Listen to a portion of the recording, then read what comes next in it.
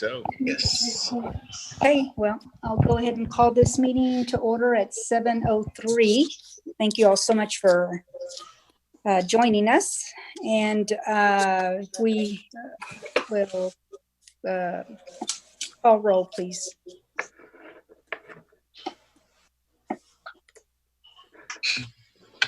Inglesby, Here. Jones, Mitchell, Here. Ellison, Present. Flores Kale, Here. Rizzo, Present. Bradshaw, Here. Coach, Here. Tobias. Here. Okay. And let's see. And Scott, I just want clarification. Yes, go ma'am. ahead? Go Okay. ahead and do one. Sorry about that. Okay. So if we'll, next order of business is the approval of the minutes. If y'all have had an opportunity to review, and I will entertain a motion for approval. I'd like to make a motion to approve the minutes of the previous meeting. Second. Okay, there's a motion and a second. Or is there any discussion? If not, all in favor say aye. Aye. Aye. Any opposed? Okay, thank you. Next is citizen comment period. Is there anyone that has signed up to speak?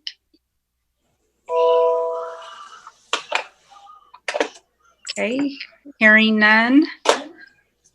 We'll go on to item 4. Number 3.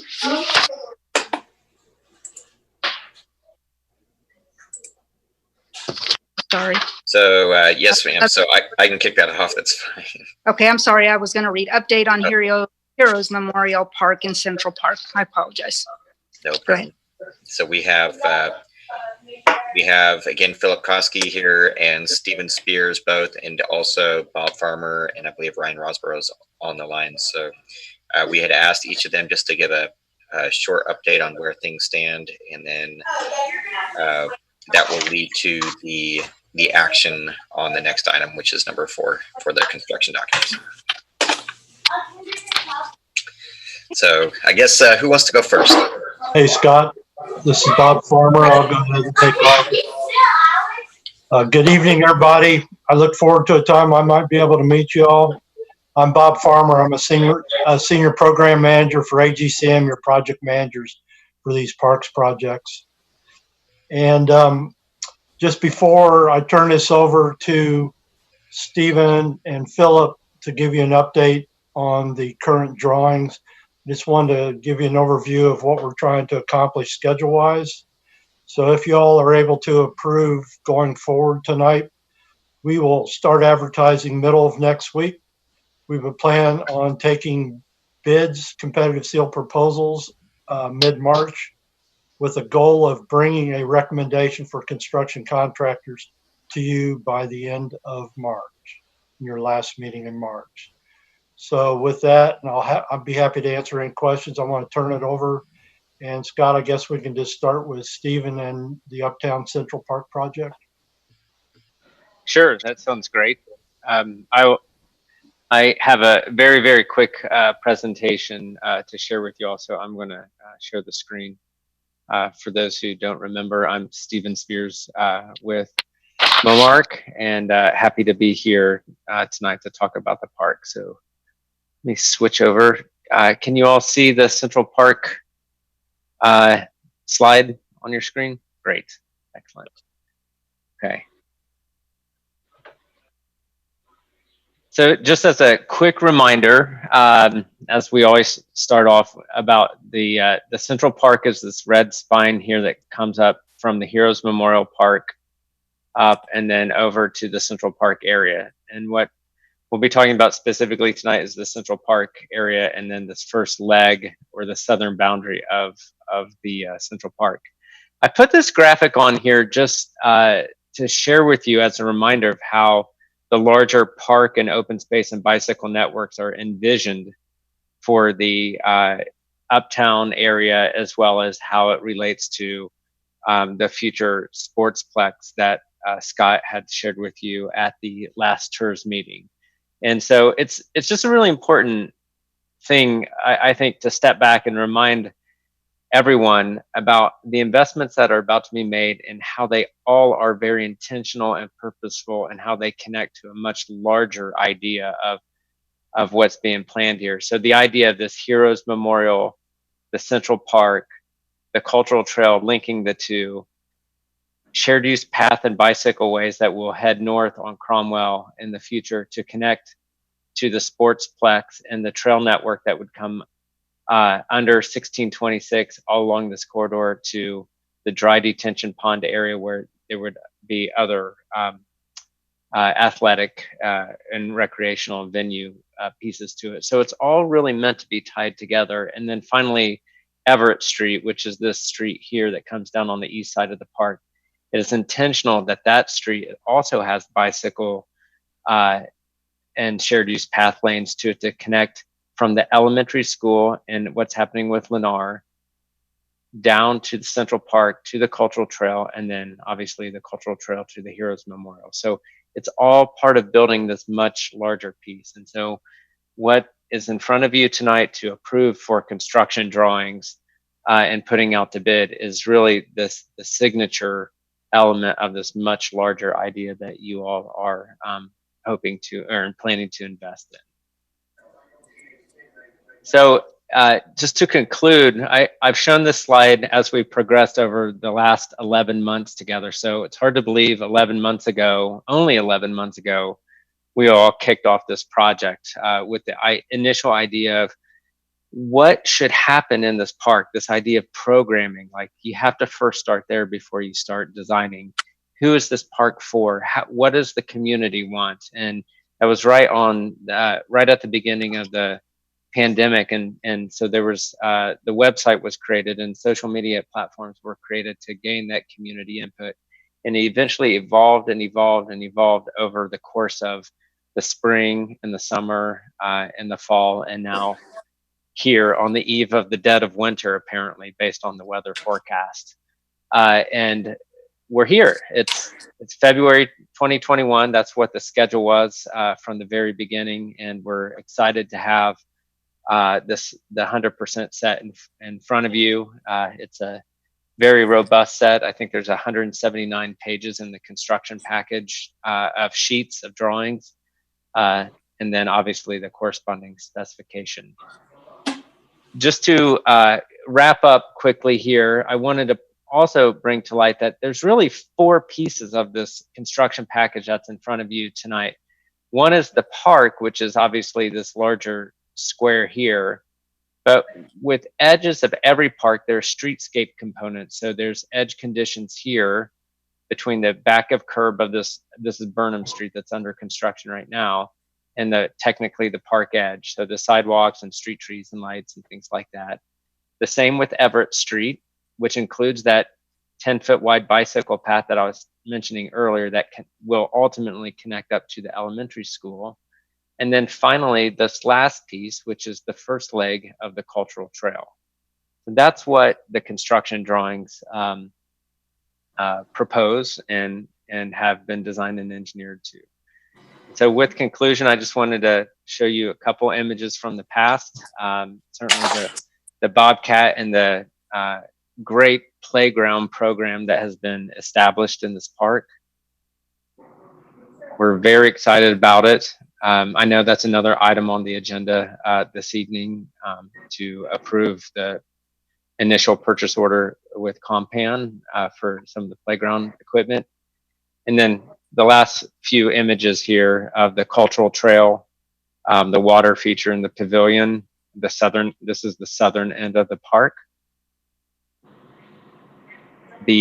One of the 2 water features, this one's more of the waterfall element that's in the southeast corner of the park. So this is the view generally from the Bobcat looking south. And then finally, that bird's eye view that I had shared with you at the last presentation, really encompassing everything from the mixed use development that is underway here on the back side the playground here in the foreground, that water feature you just saw here, the market and the cultural trail area along the southern edge, the pavilion with the performance and people dancing, the lawn space, dog run, volleyball, shade pavilion and arts garden, and then the back garden space here, and then finally the rain garden and water quality area. So with that, I just wanted to really congratulate you all, because this has been a very fast effort. And I can tell you from doing this with other communities, I know Philip can testify to this as well, is that to get from where you started 11 months ago to where you are today is extraordinarily quick. And it wouldn't have been possible without a collaborative team effort within the TIRZ, within the city staff, and certainly within the consultant team that was hired to do this project. And we're just very excited to see it move forward. Thank you. Okay. Thanks. What a great reminder, and how beautiful that is. So thank you. Appreciate it. You're welcome. Okay. Are there any questions at this point before we move on? This was the update, and I think the next item is where we'll take action. Yeah, and we'll still need one update from Philip Koski. Oh, okay. So we need another update then before we move on. Yes, ma'am. Okay. Philip, you're muted. Muted. I've got some family kind of coming through the room here, so give me a second.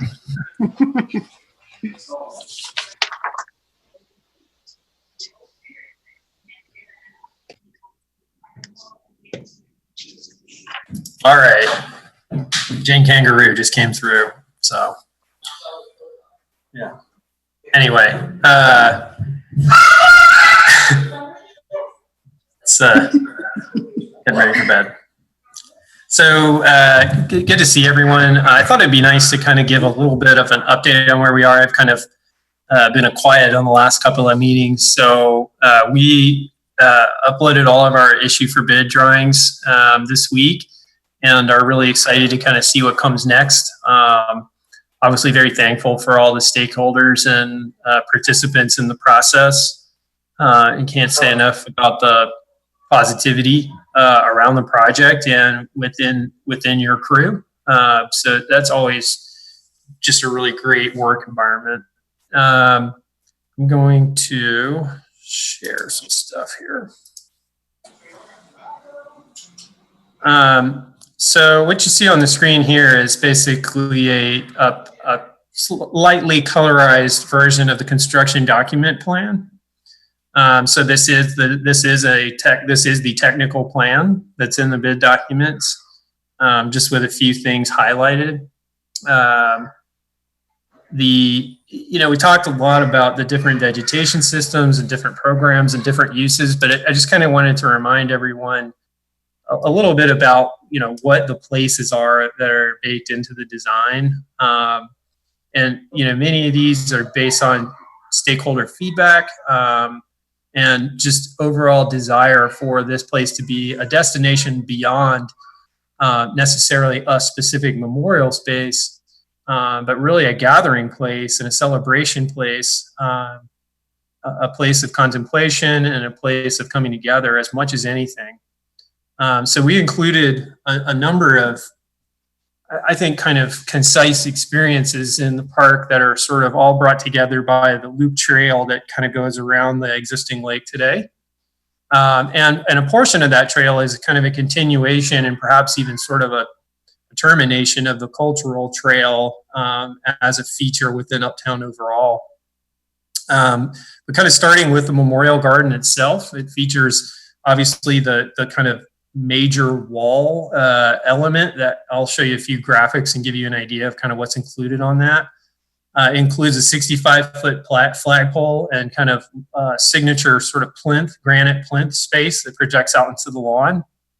And then a series of edges and kind of other spaces where you can either kind of gather and look and take pictures or do whatever, or you can kind of be on your own a little bit. And then there's kind of an event lawn space with an informal sort of staging area here where you can have small events and other things like that. kind of peeling off of that is the kind of the next major element, which is the bridge. It's about 180 feet long, and it sits maybe 5 feet or so off of the water surface. So it doesn't feel like a bridge per se. It probably feels a little more like a boardwalk with kind of the fabrication of a bridge. And I'll show you a couple of quick images of kind of where that is today as well. And kind of connecting from the Memorial Garden is this area that we've carved out as kind of a hangout space for families and groups that's sort of outside of the memorial area. So it has things like picnic tables and kind of a flexible open lawn space for either secondary events or just kind of people to come kick a ball around or do whatever and just kind of spend time outdoors together. Within this, kind of peeling off of that, we've got this, what we call a gallery space. So, the idea was, can we have temporary art exhibits, or can we have, special events associated maybe with a larger cultural trail that kind of come and go. And this gallery space is sort of left a little bit flat and a little bit kind of easy to access and use for those types of things. The Cascade Garden is another water feature that it's a space that's really designed for you to be able to get in to and get away from everyone and feel surrounded by water and vegetation and give you kind of a sense of peace and sort of contemplation. The Web Garden's kind of on the other side of that, and really what that is sort of like a large cargo net type of structure. Well, it's not terribly large. It's actually low to the ground, but the idea is that it would attract kind of young people and families to be able to come and sit and hang out. It's not really meant to be a play feature or a climber from a challenge standpoint. It's really more like a hangout. So think of it more like a kind of a weirdly shaped hammock. And it has a special landscape around it that sort of features sort of funky rock formation and different types of plants than you see in other parts of the garden. And then the Peace Garden is kind of immediately across from the primary memorial. And it sort of features a conversation space, a little bit of this it's a similar experience to the Cascade in that it's really meant to you go in it on purpose, and it really is an immersive type of environment there. And then we have seating, lots of different types of landscapes. We feature many types of trees, and we really want this to feel park-like and feel a sense of nature to it that really brings people into a space where they feel comfortable and engaged in nature. So let me jump over to some images. We are in the process of putting the model together, and I just wanted to share a few updates on kind of where that is from a form standpoint. You can kind of get a sense three-dimensionally of the contouring. We worked really hard on the grading plan to make it a beautiful and a grading plan that is always in motion and always sort of kind of undulating and moving around, and is very much a carved type of look.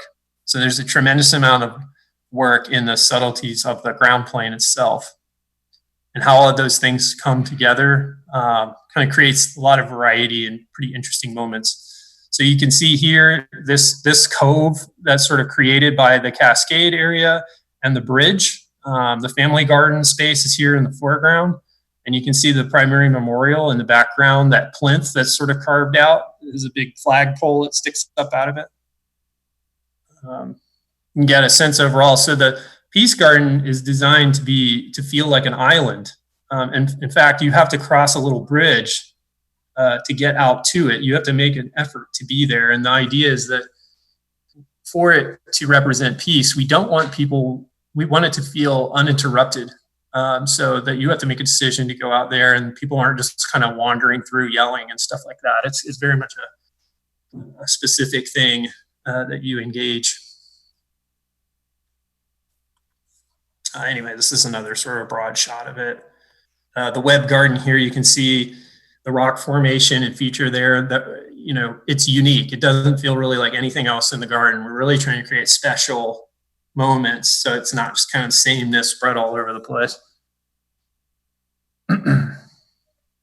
But It's not terribly similar to the pond that you have out there today. It's definitely taking that and really twisting it into something sculptural and special.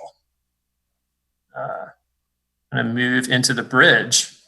So the bridge is really designed to feel very open and very much like you're immersed in water.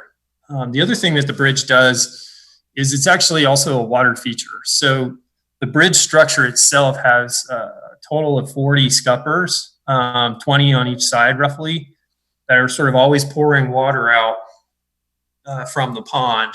So as you walk through it, you really get this, sense of water on all sides of you. There are some perforations in the walkway, and you can kind of see a little bit through the walkway, so you sense the water below you. The other thing that it does is it has kind of what I call like a slow embrace. The way the railings originate is vertical like this, but as you get towards which is also a 10-foot wide section of the bridge, as you get towards the family garden, this is looking from the family garden, they start to open up a little bit, and the decking actually shrinks. So it has this sort of kind of bloom to it a little bit in terms of how the shape works. So these little projections out here on the side, those are all the scuppers where there's sort of a kind of a glug of water coming out of all of those arms. You can get a sense of it overall here, but you can really see kind of how the railing sort of starts kind of typical, and then it starts to splay out, and actually the decking concentrates just a little bit. The other thing is that this is illuminated within the railings. So at night, the lighting plan will be really killer. It will look like this beautiful strike over the pond that kind of continues on as the memorial wall, which I'll briefly kind of walk through that here in just a second. So the memorial wall and kind of where we are on we've been kind of running really fast with the signage and information design team. And the idea of having a super graphic on the lake that's sort of illuminated at night, we're still pursuing that. The signage elements are really a recall of the ribbon of memory. And so for the family garden, we're still in the process of collecting quotations and utterances from various service members that would be included in the family garden as just sort of a direct voice from their perspective about how they feel about service members. And there's an overall theme of this ribbon to the signage package. So you can see there, these are like kind of the secondary garden signs. Once we get into some of the things that represent people, the idea is to have essentially a unique pylon for anyone who's killed in the line of duty. So it's not just kind of a list of names, it's actually a more interactive pylon component that you would be placing in the garden. Part of the thought behind that is that it's always a little morbid when you approach a place that's kind of got a bunch of empty space waiting for names. It's just not it's not the place that we want the garden to be. We want this to be a celebration space of life and family and activity, and not necessarily so morbid. So we also have these pylons that represent different service members. The idea is to try and call people into service and try to make people understand that folks in the military and first responders are just like everyone else. I mean, they're people, and got to remember that. At the flagpole, we've included this really special spot that has an inscription. It also includes the time capsule element that we were asked to include in the project, as well as this sort of like oath space that kind of somewhat playfully asks people to kind of take an oath and walk in the shoes of a service member. POW MIA table. It's kind of a very interactive, engaging feature that is really intended to teach people about the meaning behind the feature. And then the memorial wall itself has several components to it. In general, we kind of have an origination space in this panel here. We've got kind of a first responders space here. And then we've got the armed forces or military space here with a water wall that sort of brings them all together. I'll kind of give you guys a quick. We are looking at extraordinarily high quality graphics and applications for this that will not fade or break or rust or crack or any of that. These things are permanent and they're extremely high quality. That's kind of one of the commitments we made to you early on, was to not saddle you guys with something that would be kind of embarrassing, frankly, in a few years. So we're really committed to doing a good job with this. So we've got a mixture of color, different types of materials, and really try to make the thing engaging and lively. All of the different service branches are represented with a mixture of materials, including bronze.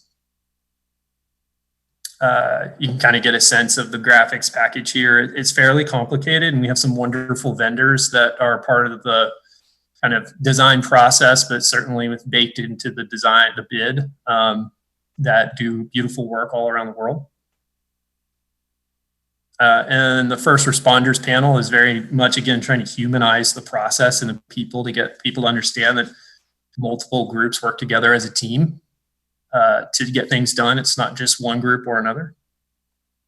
And then we kind of have some origination pieces too, in terms of the story of the park, kind of things that are a little bit more based on America or the United States in general, including the Constitution, things like that. We have this kind of interesting wall feature that when you approach it from one side, you sort of see an image. And when you approach it from the other side, you see text mixed with the image. So it has this really kind of interesting,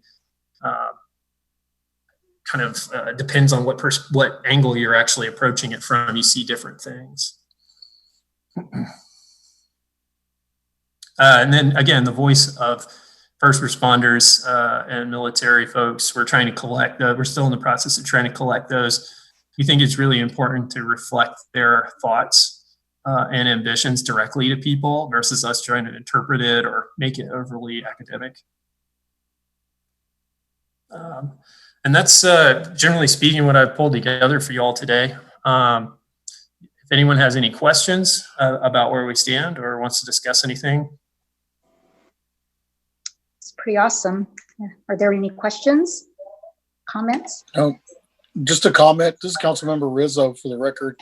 Philip, I just want to say thank you to you and your team. It's a great design. It's going to be a beautiful memorial for our veterans. And I just want to thank you and your team for all the hard work that you've put into this project. And I think it's going to be something that all our veterans can be proud of. And I was glad that our council was able to work with you and your team and to bring this to our area. Thank you. You're welcome. I have a quick question. Hopefully it's quick. Those etchings on it, are they going to be in color or are they going to be just etched in there? It's a combination. Some of the darker materials we are able to etch without additional graphics trickery, but we're using a local granite. We're using the sunset red granite, which is quarried not too far from tile, and that will require some inlay material. So it will definitely be a mixed media. Let me grab one of these images real quick. So the colors and so these things that you see here, this is what's proposed. These are very accurate demonstrations of what's proposed. So certain graphics will be etched to different extents. So they may not be as punchy as others, but other graphics are actually very colorized and very engaging. So we really didn't want this feature to be kind of boring. I don't have a better word for that. We really wanted it to be engaging and colorful and kind of more of a more exciting. So we've brought together some different materials to do that. So hopefully this answers your question, but there will be quite a bit of color variety. Thank you. So, Philip, this is Mayor Mitchell. Am I seeing correctly that we're going to have an homage to the Space Force as well? Space Force is they're a real thing.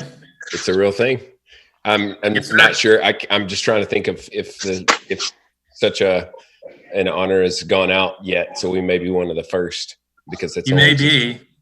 Yeah, they're one of the divisions of the Pentagon. I mean, they are. Right. And I think they're here to stay, from what from what it sounds like. I agree. That's pretty interesting.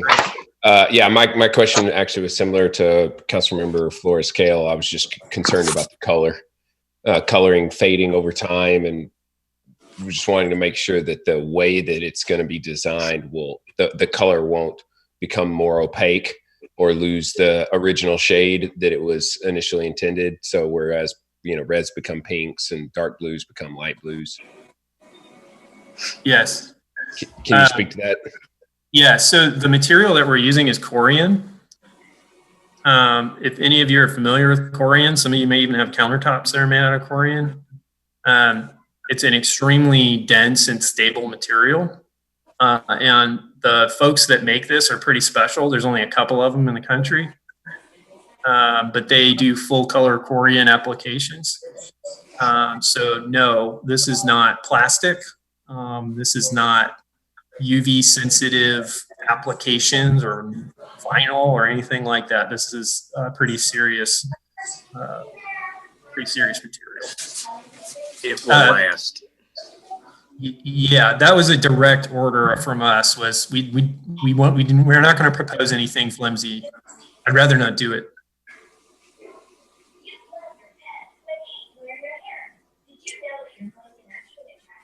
And by the way, all of these signs are, believe it or not, they're all corian fabrications. So they're able to actually take a piece of steel, coat it in corian, and actually bend it to these shapes so that it then sort of cures on a steel frame inside of it. It is, I mean,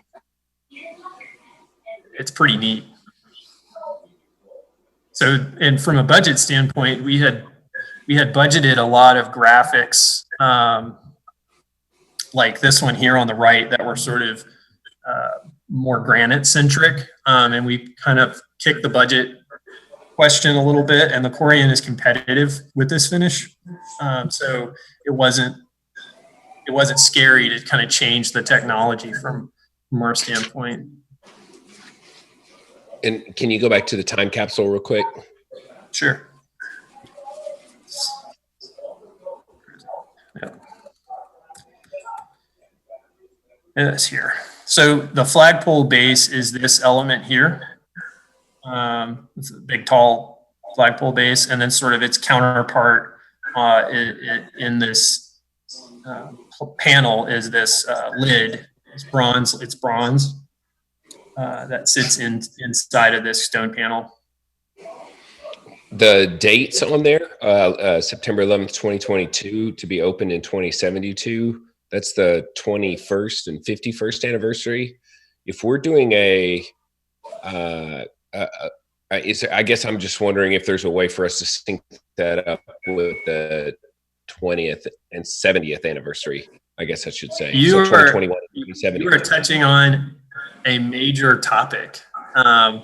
You're going to need a lot of your help to make sure that everything that is being printed, etched, engraved is good. So all the text you see on here, 100% of it is a draft.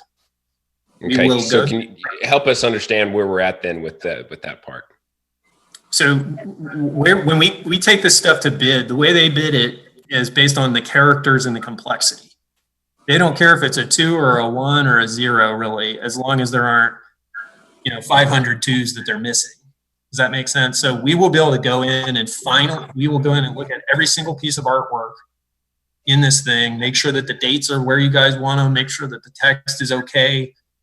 We'll have to go through that editorial process with you all to ensure that this isn't what we think, this is what you think. So right now, a fair amount of this is still a placeholder.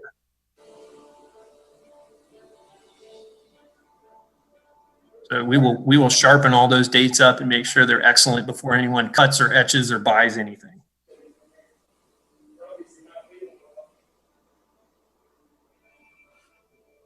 Is that fair?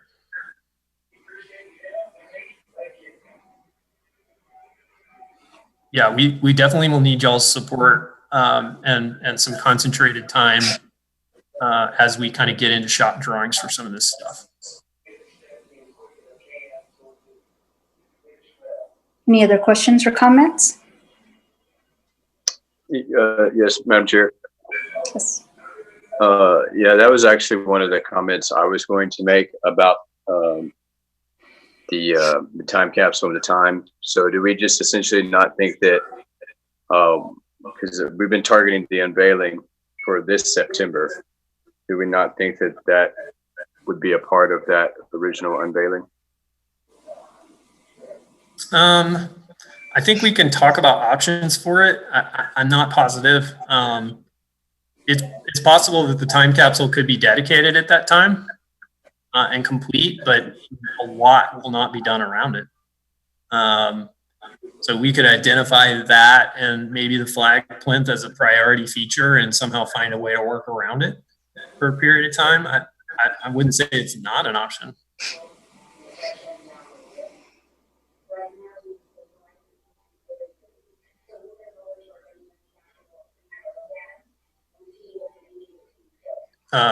Once we get the contractor on board and perhaps Bob's team might also have some insight, but we could kind of identify what those key things are that we want to try to deliver, but that needs to be done with the implementers at the table.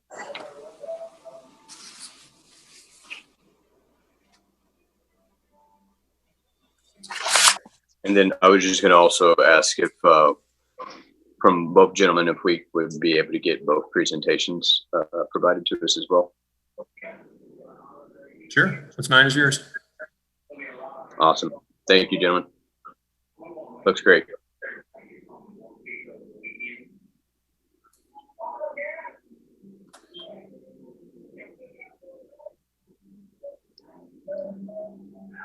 I want to give ample time if anybody has any other comments or questions.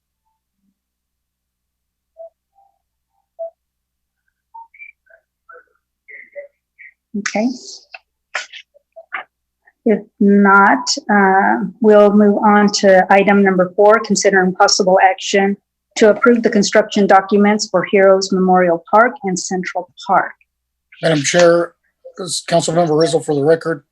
I'd like to make a motion to approve the construction documents for the Heroes Memorial Park and the Central Park.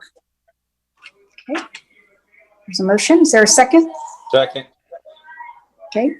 There's a motion and a second by Councilmember Mayor Pro Tem Coach. Any discussion? Questions? Okay. Hearing none, all in favor say aye. Aye. Any opposed? Okay. Gonna skip around just a little bit. We're gonna go to item number 6.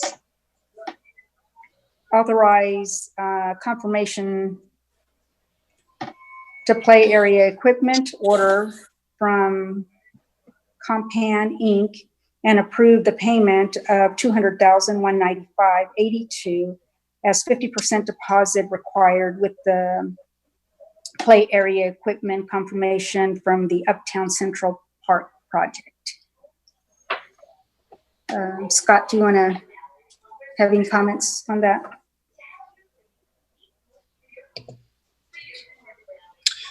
Yes, Madam Chair, thank you. This is the 50% deposit, as we discussed earlier when we brought this item forward.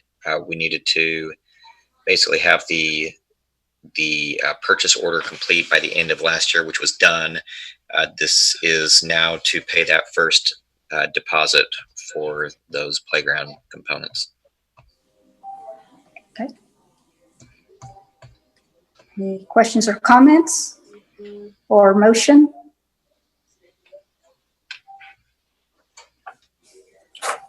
Madam Commissioner, Chair, motion to approve? Okay, second.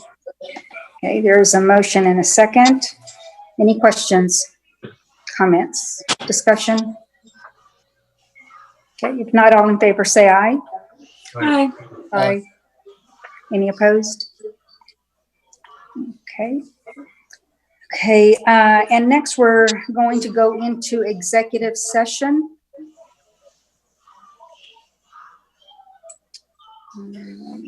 Scott, would you or someone like to read that, or do I? Someone on the board?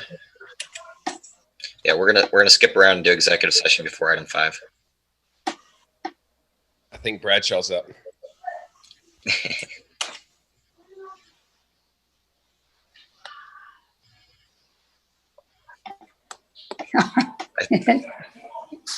Is she on?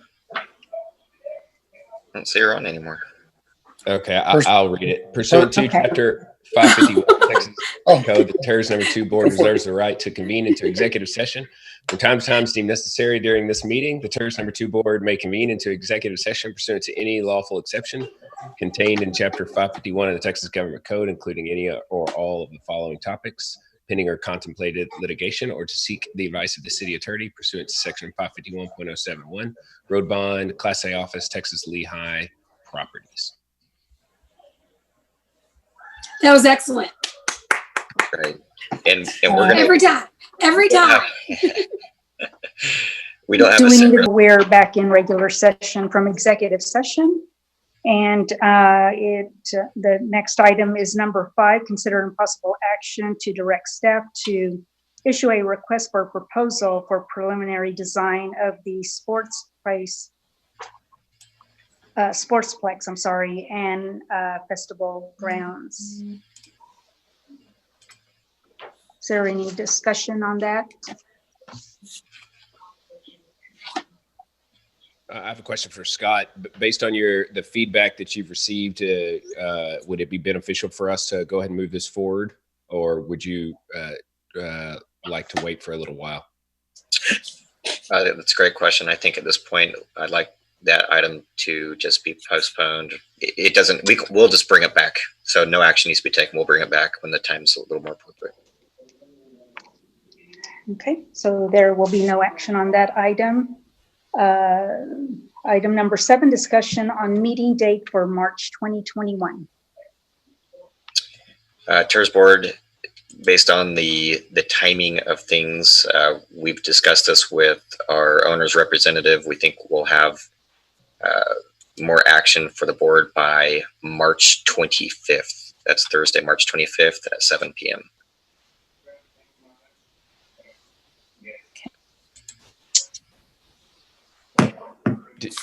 Have we already done item number 6? Yes, sir.